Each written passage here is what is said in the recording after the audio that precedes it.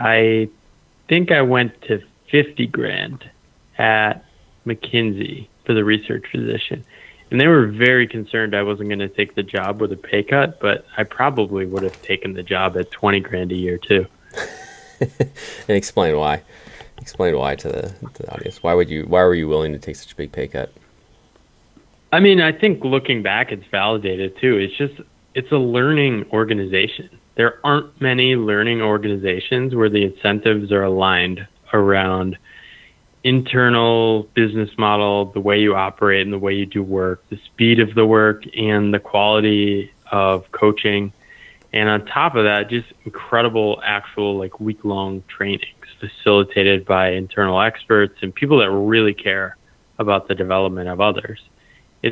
They're pretty magical places. I think they might even still be a little underrated for their learning powers.